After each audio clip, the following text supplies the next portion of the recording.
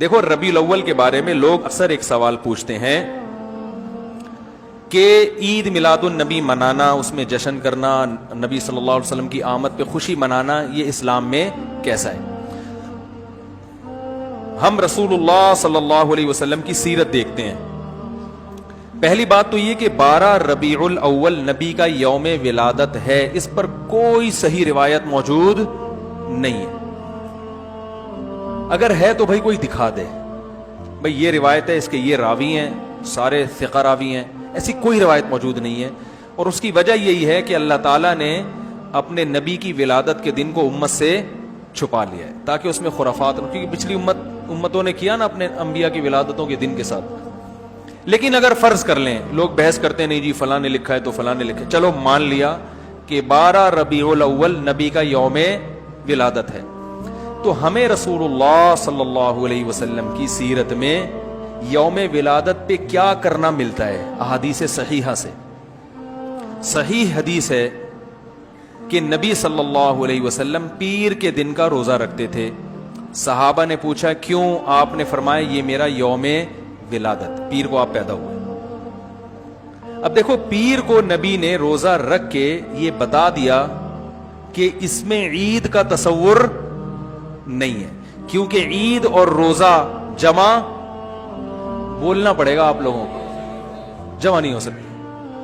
اب اس کو سیلیبریٹ نہیں کیا جا سکتا. جس دن روزہ ہو جائے گا نا، اب وہ سیلیبریٹ کرنا اس کو ممکن ہے ہی نہیں، اس میں جشن کا تصور ہی ختم ہو گیا. جو ہماری عیدیں ہیں ان میں روزہ رکھنا جائز ہے. عید الفطر کو کوئی روزہ رکھے؟ بولو بھائی. اگر جس دن روزہ رکھا وہ عید نہیں ہو سکتی، جو عید ہے وہ روزے کا دن. کیا خیال ہے؟ عید اور روزہ ایک دوسرے کے کیا ہیں؟ اپوزٹ. کیونکہ عید ایک خوشی کا دن ہے اور اس کو سیلیبریٹ کرنا ہے، تو سیلیبریٹ جو کیا جاتا ہے کھا پی کے کیا جاتا ہے یا بھوکا رہ کے کیا جاتا ہے؟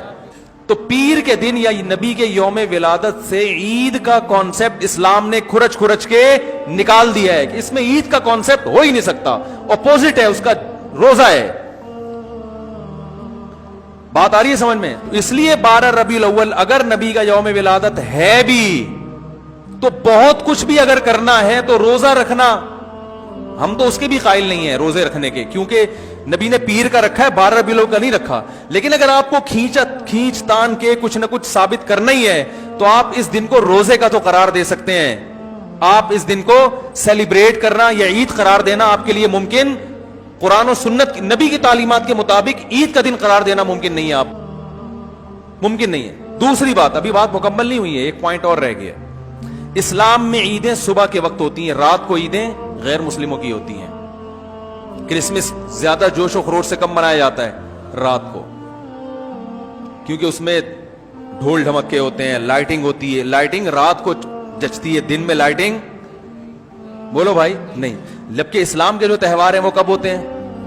صبح کے وقت. صبح آپ اشراق کے وقت آؤ گے، نماز پڑھو گے، سوئیاں کھاؤ گے، گلے ملو گے، پتلی گلی سے نکل لو. عید الاضحیٰ میں بھی صبح آؤ گے، نماز پڑھو گے، قربانی کرو گے، گوشت کھاؤ گے، ٹھیک ہے نا. یہ سب کام تبھی فقہاء نے لکھا ہے کہ مغرب کی نماز کے بعد جانور کو قربان کرنا مکروہ ہے، جائز ہے مگر مکروہ، کیونکہ شاعر اسلام میں سے دن میں ہوگا. یہ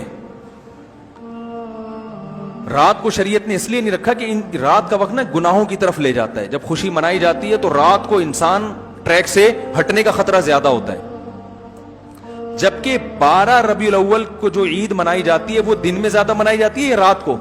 ساری لائٹنگ رات کو ہوتی ہے، سارے جو نعت اور میوزک کے ساتھ وہ سب کب ہو رہا ہے؟ رات کو. یہ خود اسلام کے مزاج کے خلاف ہے.